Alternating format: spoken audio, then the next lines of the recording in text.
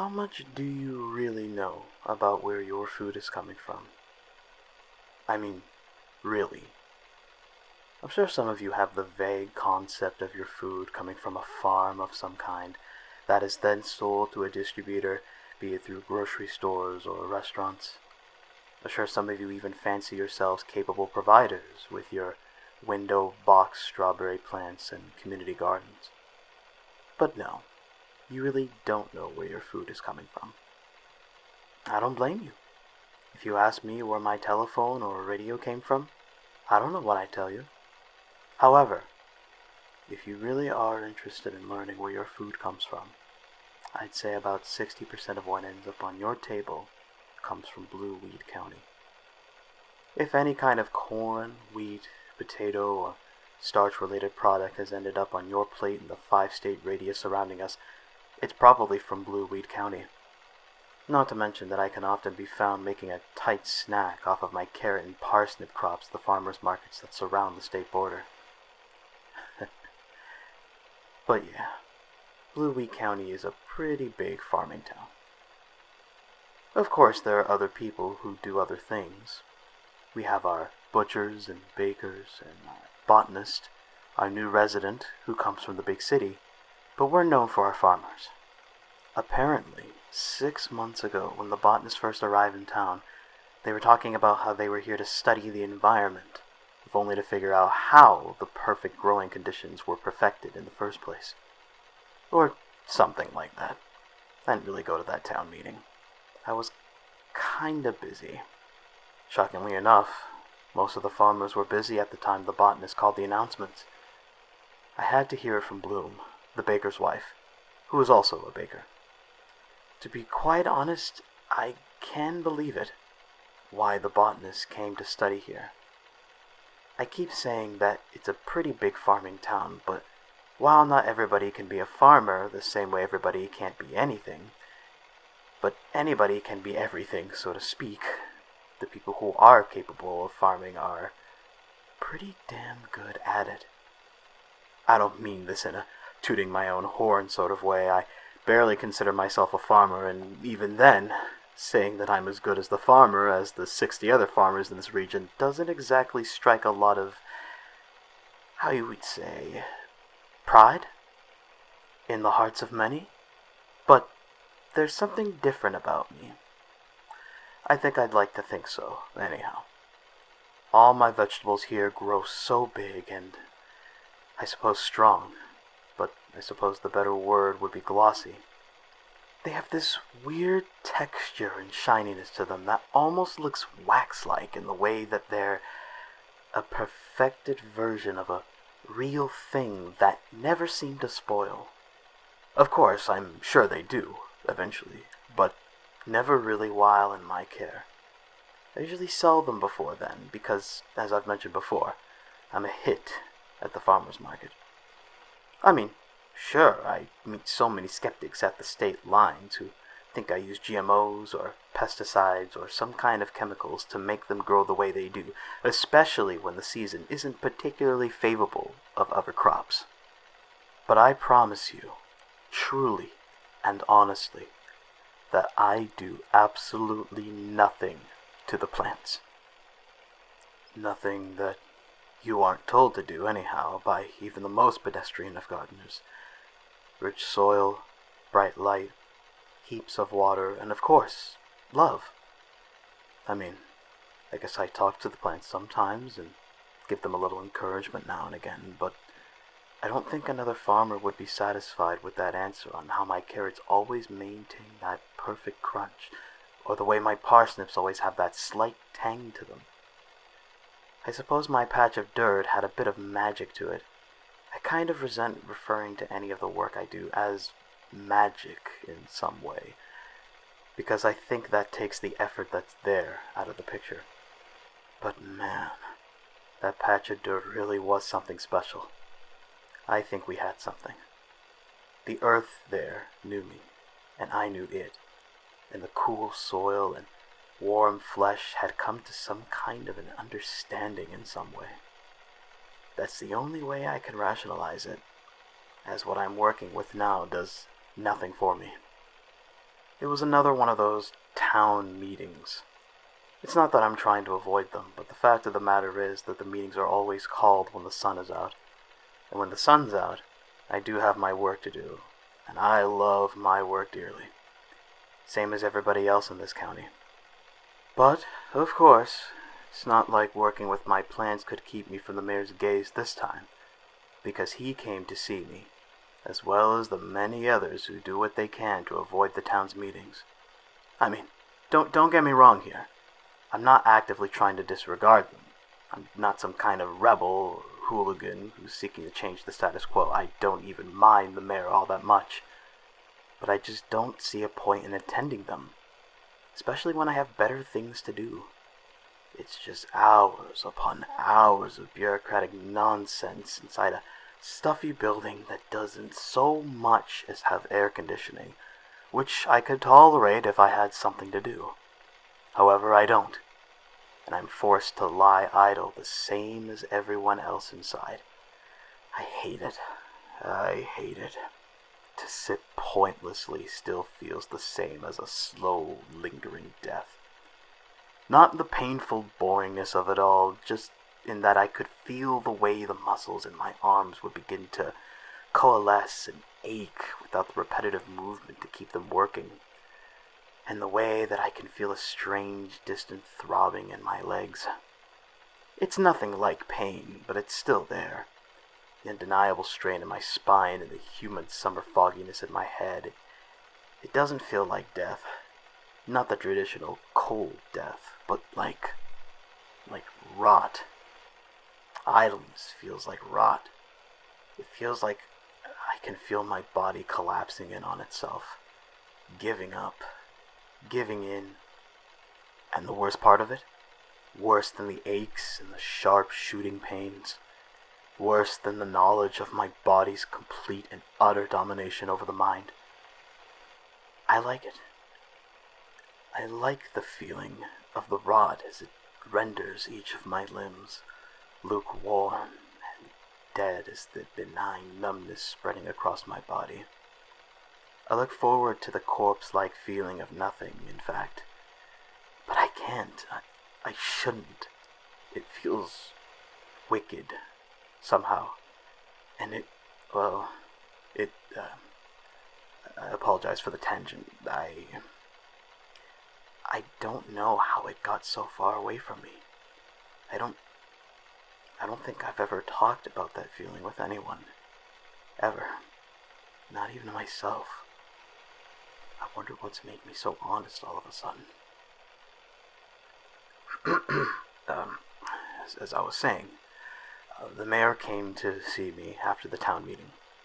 Usually, I'm sure he'd send a secretary or something. I'm sure he has those, and he told me something very strange. Not actively or in your face in terms of strangeness, just some weird news to hear, especially so late in the growing season. Apparently because I'm one of the few farmers in the community whose crops border on the edge of the town's property lines, he wants me to begin planting there. And considering that nobody owns that property anyhow, he intends to inquire it. I'm not sure, really. It's all very fuzzy. I'm not like some bumpkin, but when he began talking about the Dow Jones and the stock market and all of his other business and nonsense, I just had to stop listening, for fear that what was left of my brain would leak out of my ears. It was so boring. And it's not like I was allowed to really keep working while he was there, because that would apparently be rude, or so Bloom, the baker's wife, told me one day when I was apparently rude to her. Go figure. I think apparently one of the town's company rivals had been rising above us in profit margins. And of course, when he found out, he went mental. He thinks this is a community issue. I guess it kinda is. He's the head of the company, but he's also the mayor. Frankly, anything he says can be a community issue if he has a reasonable argument behind it. But, of course, what is considered reasonable? I'm not a politics kind of person, you know? I'm just Folly, and that's all I'll ever be. I guess it's nice to have more space to grow. I mean, I like my plants, and my plants like me. Even if the mayor wasn't going to be cutting my taxes to grow in this area, I'd probably ask to do so if I knew I was allowed to. That's all I really care about, you know? Even if I wasn't going to starve or lose my house and everything I have if I took a break, just a single break, I'd still probably continue my gardening. It's a wonderful hobby. Do you know just how delicate plants really are? They're so much like small children, so fragile, so innocent. It's ridiculous and strange. It's strange. It's strange to talk about plants in such a way, and it's strange to talk to plants in such a way. But I like to. Plants never tell you you're being rude or boring, and plants don't give you that strange, vacant but pitiable stare when they look at you. Quite frankly, I like plants far more than I like people. Maybe that's what helped them grow so well on my small patch of land. But maybe not, considering they're not growing anymore. The other patch of land the mayor gave me, and I'm not sure how to tell him a week in, is bad. It's real bad. If I didn't know better, I wouldn't be surprised if he gave me a slice of Chernobyl and let me go to town revitalizing it. It's desolate. Completely and absolutely empty. Save for some grayish dead dirt that seemed to stretch out for miles and miles to see, and the blue sky that laid above it. It looked so vibrant and full of life. But the ground itself was just so dead. Now, I'm a good gardener. I've said so myself. I'm not here to play modest. But giving me this wasteland, you might as well be giving a firefighter a building already reduced to ash and rubble and telling them to save it. I can't undo what's already been done. And even if I could, I'd need substantially better materials than I have. Does this man really think that I can completely revitalize what is effectively a nuclear testing zone with a few radish seeds? I felt particularly bad when I planted them a week or so ago. They're a fast-growing variety, only taking 3 weeks to mature completely, and although the soil looks so lifeless, I'm surprised that it hasn't just disintegrated yet. The fact of the matter is that the area is the perfect kind for growing radishes. Full sunlight and loose, well-drained soil. I didn't get the chance to test the pH balance of the soil then, sure, but the botanist always seemed so distant and busy that I saw no reason to bother her, so I didn't. Worst case scenario was either that they didn't grow or that they developed clubroot. But given that these plants would take less than a month to grow, I figured it was an alright sacrifice. I mean, it'd be preferable not to sacrifice them. I don't know if plants feel pain or feel anything, to be frank. But on some level, I think mine do, if only because I project so much empathy onto them.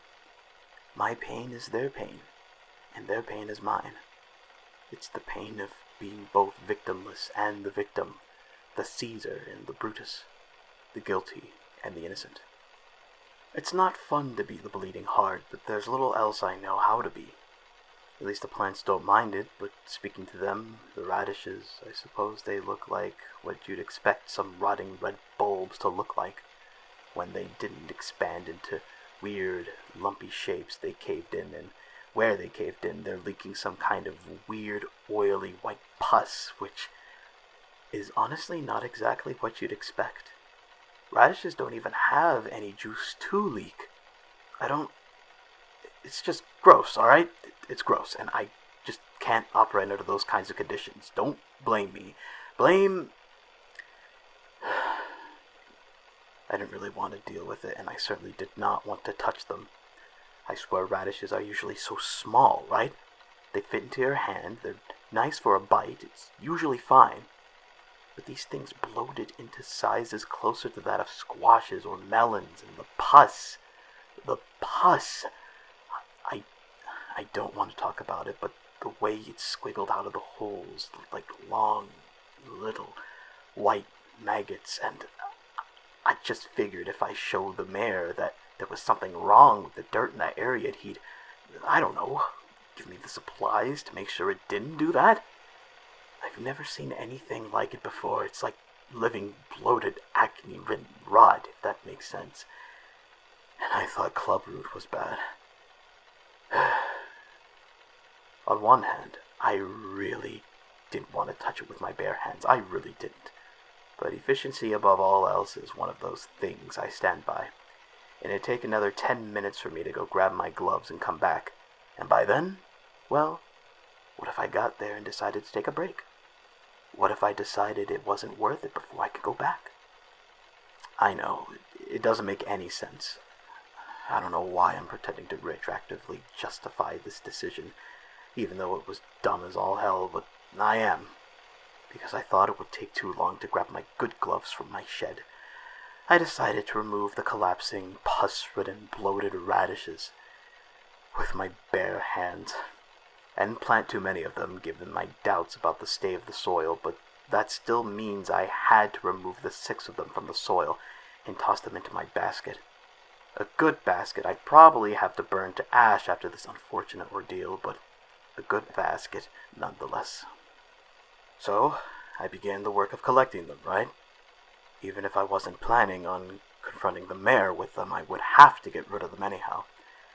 I don't know, there's just this feeling I have that if this land is already nothing but dust and death, leaving them there to rot on their own would somehow make things worse. Like that story where after an asteroid hits a farm, all of their food grows really big and beautiful, but it's absolutely inedible? Something like that. Or something worse. Something way worse. The leaves, the top of the plants, they had the worst texture to them. They looked so dry and lifeless, but they felt soggy and squishy and warm. It shouldn't have felt so warm, but the thing is, it didn't feel like leaves at all. Not even wet, squishy, warm leaves, but like hair. Clumps and clumps of it. I swear if my skin wasn't already crawling, having to touch that, it practically made me nauseous, and that isn't even the worst part. The radishes weren't that hard to pull from the earth, just, emotionally taxing. The only problem is that the harder I pull, the more often I'd leave the roots behind, but pulling hard was the only way to remove the plants at all. So after my first round of picking, I had to yank the roots from the soil. Curly, white, wet little things. I thought they were just lumps of pus that fell out of the plants during the violent yanking process, and my heart did a jolt when I thought it was, but it wasn't. It was merely roots. It's all just roots. So of course I pulled the tangled bits from the soil, which I would like to emphasize should not have felt as warm and as wet as it did. You could only feel a certain way for so long. And no matter how icky it all was, I grew tired more than anything else. And then I realized what the texture of the first bits of root reminded me of. I don't know if you can tell, but I have a lot of feelings about textures. Some textures are good, some textures are bad, and I can't exactly say why or how. Snake skin and silk feels bad, but cashmere and feathers feel good. It's always just too much, or not enough, or something or other. But this I was able to recognize right away. It's not a good texture. It's not a bad texture either. It feels like human skin. I released the root immediately and fall back from how hard I was pulling. My stomach feels something awful. I don't know if it was better that it was warm instead of cold, but it doesn't feel any better, that's for certain. I quickly realized that I had no interest in pulling any of the other roots from the soil, but I needed to know what was at the end of this root that made it so difficult. Well, I didn't need to know, of course. I didn't need to know. But I felt like the curiosity wouldn't leave me otherwise. I felt like I'd feel worse if I didn't know what was in there. I know myself, and I just know my imagination would run wild. Not knowing would be like telling my brain to concoct the worst nightmares of what that root system would be, or even worse, could be connected to. I'm guessing it's the same feeling you'd get if you saw something peeking out of the surface of the water at a lake or the ocean.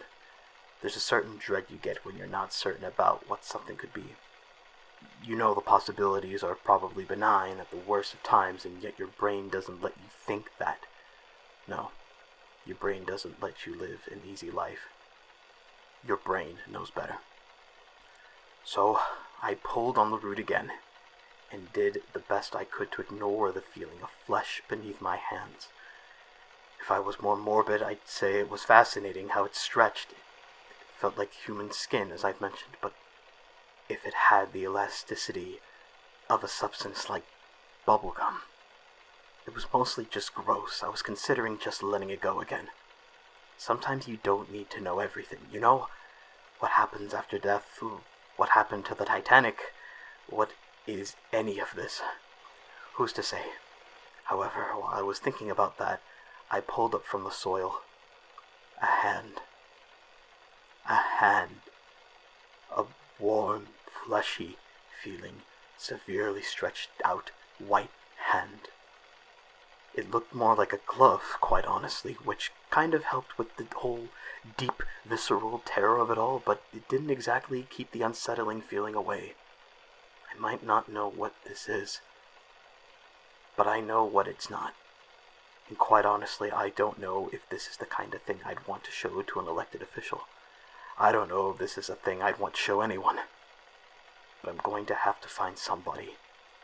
There has to be somebody out there willing to help me. I can only hope anyhow.